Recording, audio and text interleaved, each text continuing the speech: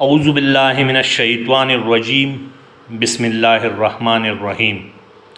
حضرت عثمان رضی اللہ تعالیٰ عنہ بیان کرتے ہیں کہ رسول اللہ صلی اللہ علیہ وآلہ وسلم نے فرمایا، تم میں سے بہترین شخص وہ ہے جس نے قرآن سیکھا اور دوسروں کو سکھایا۔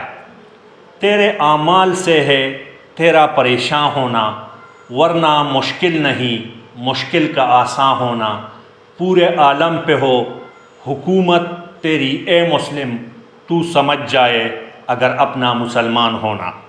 حضرت عقبہ بن عامر بیان کرتے ہیں کہ رسول اللہ صلی اللہ علیہ وآلہ وسلم نے فرمایا، جب ہم صفہ میں تھے تو نبی کریم صلی اللہ علیہ وآلہ وسلم نے ارشاد فرمایا، تم میں سے کون پسند کرتا ہے کہ وہ ہر روز صبح کے وقت وادی بطحان یا وادی عتیق جائے اور کسی گناہ اور قطع رحمی کا ارتکاب کیے بغیر وہاں بڑی کوہان والی 2 اونٹنیاں لے آئے؟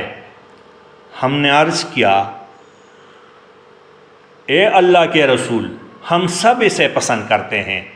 آپ صلی اللہ علیہ وآلہ وسلم نے فرمایا، تم میں سے کوئی صبح کے وقت مسجد کیوں نہیں آتا؟ کیوں اللہ تعالیٰ کی کتاب سے 2 آیاتیں پڑھیں تو اس کے لیے 2 اونٹنیوں سے بہتر ہے۔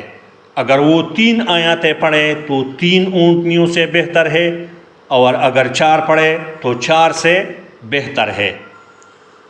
اور وہ جتنا زیادہ پڑھے اتنا زیادہ اونٹنیاں اسے ملیں گی۔ والسلام